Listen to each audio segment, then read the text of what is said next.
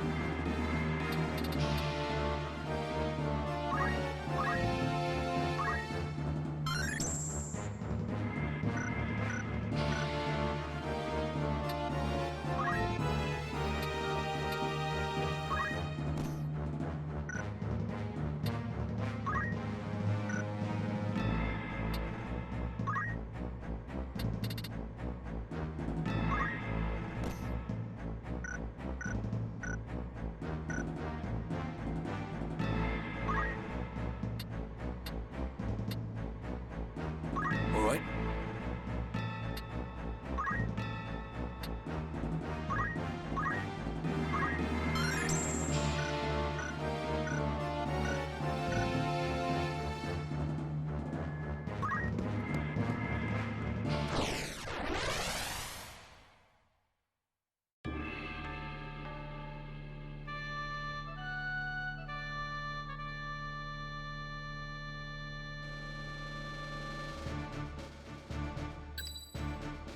Understood.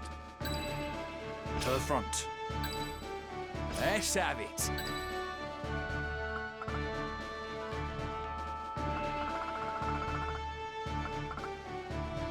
Ever ready. No turning back.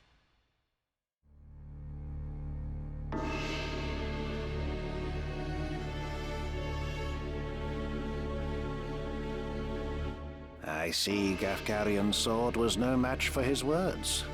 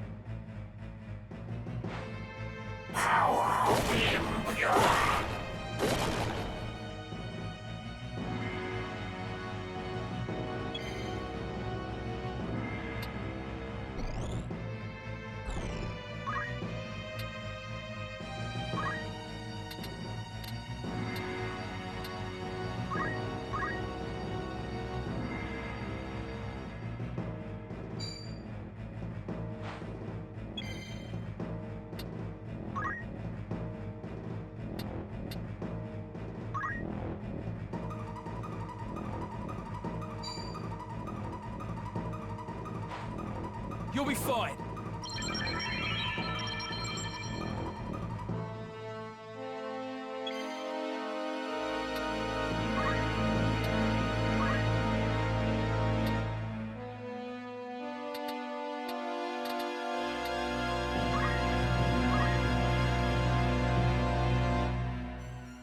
Onward.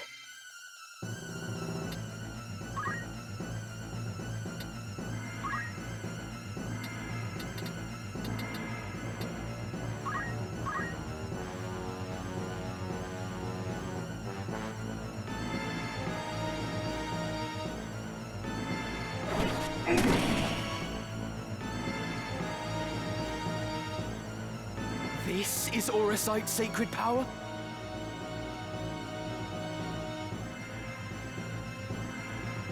How can power so vile banish? Of good and evil still you would fain speak. Beneath concern such empty notions fall. Although no more ought I expect of you. For the ocean of Lucavi power, the minds of men are naught but trick. The power of the Lucavi? What are you? What have you done with the Cardinal? What nonsense this! I am, or rather, he who once was Delacroix. The Auracite, the stone, such powers are creation's law.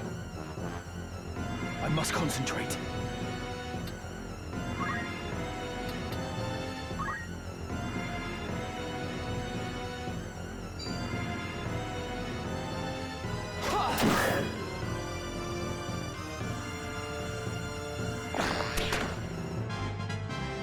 Ready for anything? On guard.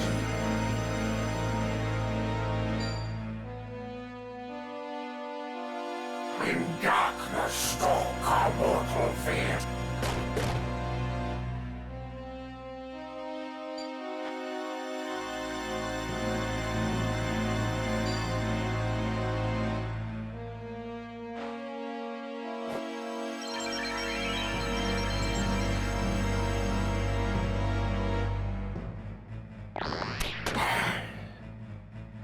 On guard.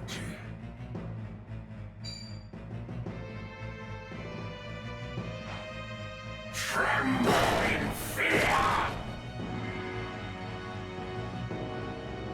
Come then.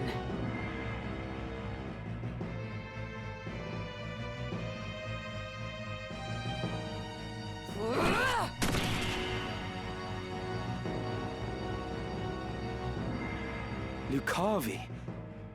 If memory serves, the word is ancient, but can it be possible? Can he truly have transcended mortality?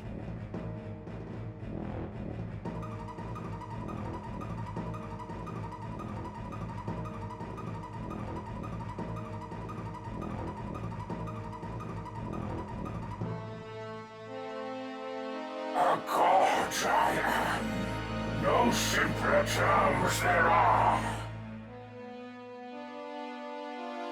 No divinity would assume a form so foul. The Heavenly Father, maker of our world. I am not he, in that you are correct. Have you believed in being so divine? Possessed of boundless power and knowledge both? I fear to say that such do not exist, though utter this a cardinal. Then you have deceived the people. And admit... I freely do. The truth to me. You call yourself a god, but I see only an abomination. Your power is that of... Divine, yet such distinctions matter not to... That a hero of the 50 Years' War should abandon his faith and become a monster. Feel you no shame? Nay, for faith in fiction is as faith in naught.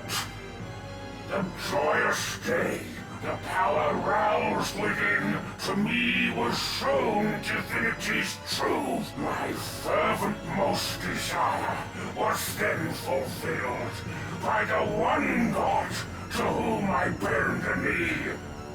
This self-same God abjurer surely sought a cruel and ugly truth that I embraced. Are there more of you? Other Lucavi?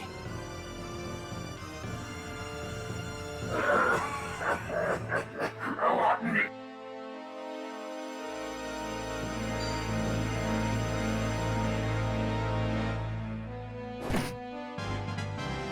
I must keep at it.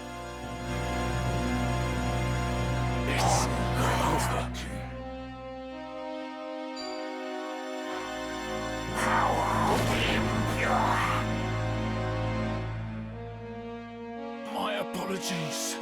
What is this I behold? Against what?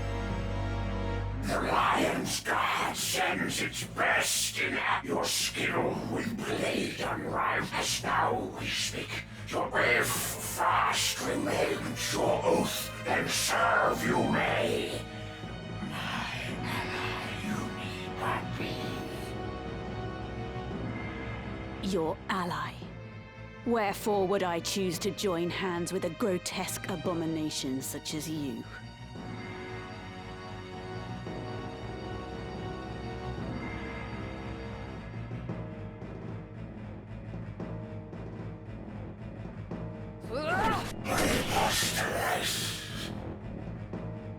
Come on.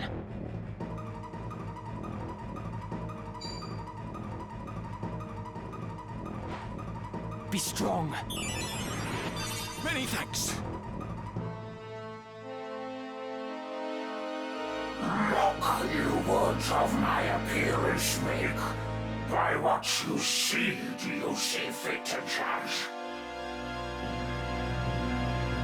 From you, a woman groomed to lead her house, no such hypocrisy would I expect.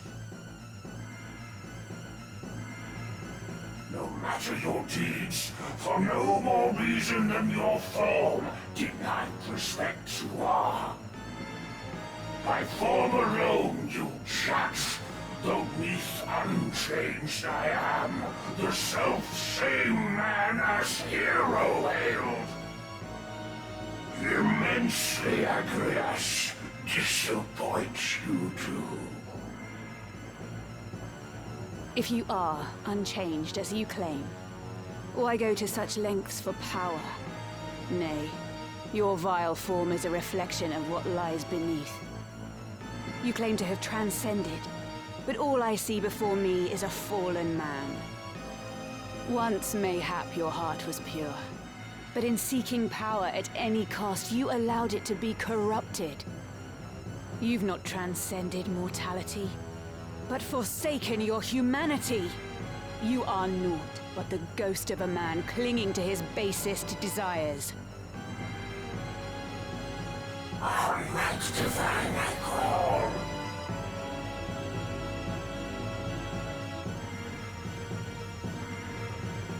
Your weakness bed. I cannot fall. On right divine I call.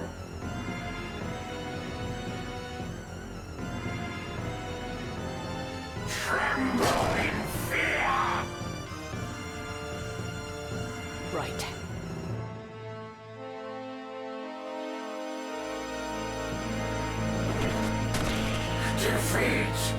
Can it be? How strange that I, undying, here should die.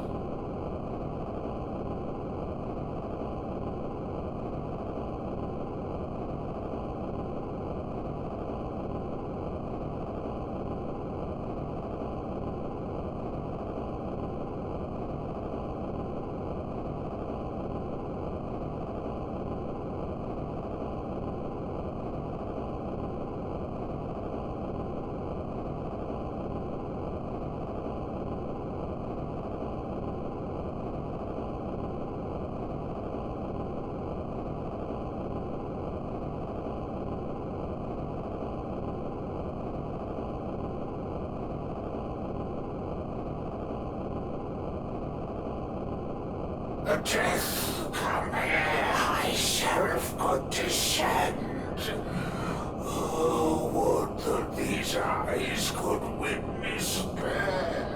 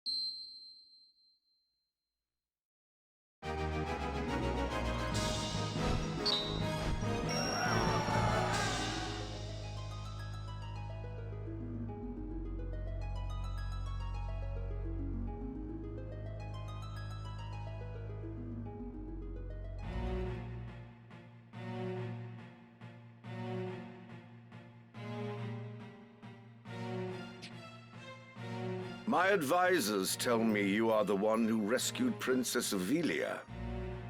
I would have you tell me more.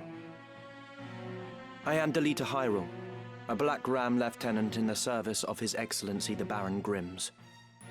His Excellency dispatched me to rescue the princess, and so I did, disguised as one of your own. A sheep in lion's clothing. Now I have returned. Hyrule, you say? That is not a name I've heard before. I had thought Baron Grimms and his Black Rams felled in battle against the Eye a fortnight past. Indeed. That dark news spurred me to return with all the greater haste. 'Tis only by virtue of my mission that I was spared the fate of my comrades. May the Father grant them rest. How fares the princess? She is weary yet from her long journey. She sleeps as if among the dead. I can well imagine. Now, is it true you brought a prisoner? It is. The man is privy to the conspiracy, and I would have him lay it bare to your grace. Bring the prisoner forth.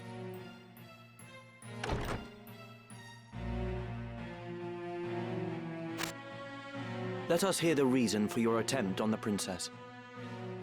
'Twas to stain Duke Goltana's name by making it appear the work of his men.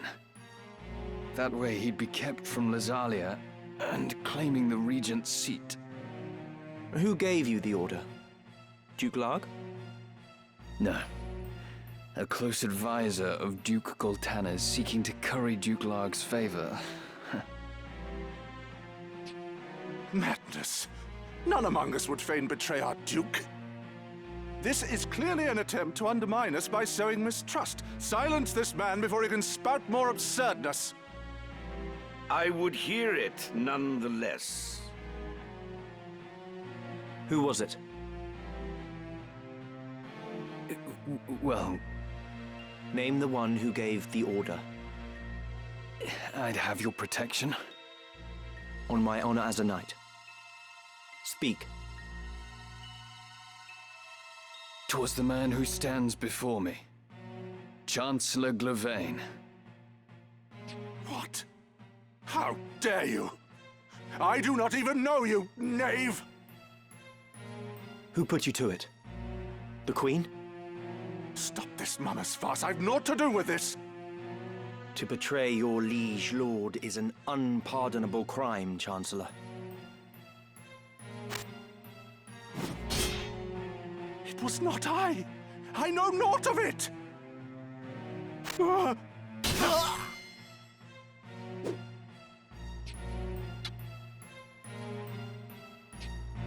Forgive me if I presume overmuch, Your Grace, but now is not the time for bandied words. The Order of the Southern Sky must march on Lazalia at once, and you with it. Give your enemies but a moment to collect themselves, and they will pin the Chancellor's sedition on his lord. Your Grace must strike before they are given the chance. Deny the prince's claim and set the princess on the throne.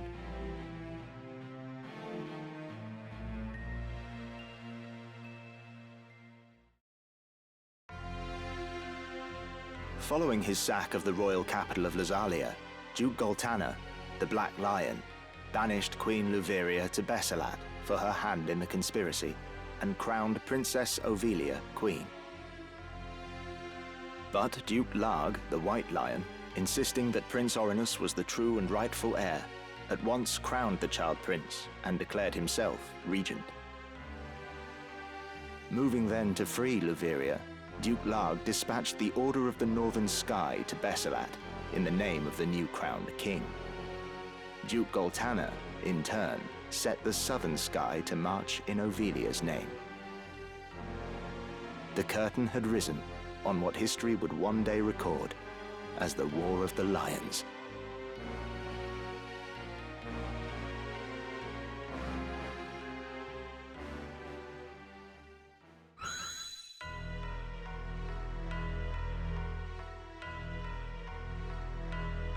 This past evenfall, the count stood at 200,000. 400 if both sides be counted.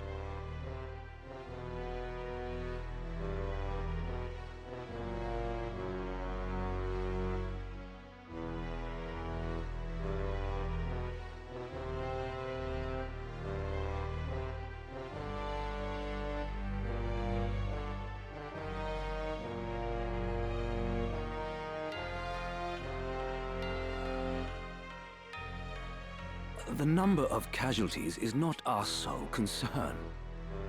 That was to be expected. And so too the depletion of our stores. No, it is this drought that threatens us. The markets are bare, and tax collections fall short. With prices as they are, we can lay in supplies for another half-year at best. Duke Larg must surely face like difficulties. It rained unceasingly in Galleon this season. The grain rotted in the fields before it could be harvested. The real trouble lies in war's wake. There is no work. Whole villages have been displaced. My son Oren tells me over 100,000 have already fled to Lazalia, and more pour in by the day. Ha! I see no trouble in this. Let Larg struggle to feed the mewling maids and his soldiers both. It is no laughing matter. Should the conflict spread, we may find ourselves no better off. Think you Zeltenia proof against such a fate? I assure you we are not. Has not the time come to chart a course to peace? Your fears are well-founded, but we cannot yet end this war. Though it pains me to do so, we shall increase the rate of tax by 1/3. Naturally, a close watch must be kept on those who hope to profiteer in these trying times. As for those seeking refuge outside the castle walls, we shall tighten our patrols at the Limbri border to see that they are turned back. My lord, I must ask that you reconsider. Duke Larg suffers, as do we. What better time to treat for peace? You talk in circles, Orlando. There can be no peaceful end to this. The kingdom cannot exist without her people, Your Grace. No more than can we. In the 50 Years' War, who bore a greater burden than they, the common folk? Would you thank them now with higher taxes? Their confidence in us is sorely tested as it is. And it is not only the people. Our soldiers are made to fight on rations that would scarce feed a child at his... Resolve? Have you any?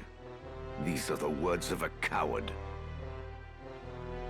The 50 Years' War was fought to drive back an invasion of our sovereign soil. We were honor-bound to fight. And in this war, there is no honor to bind you. Is that what you wish to say? The 50 Years' War was an abject failure of a corrupt crown.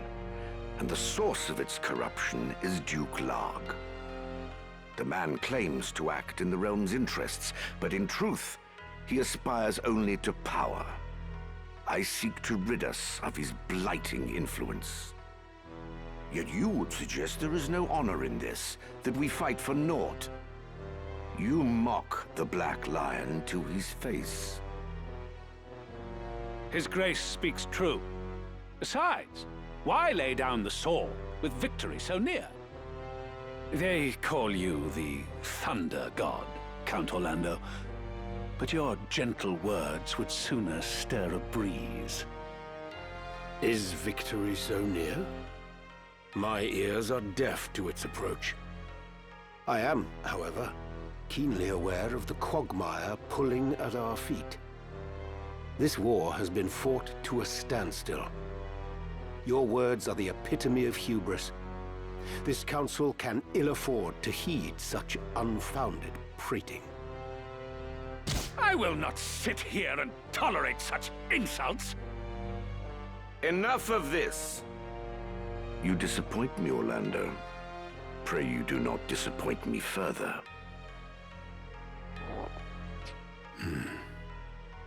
I will say this but once. Any man who cares not for the course I've chosen had best remove himself now. I will brook no further doubt, Orlando.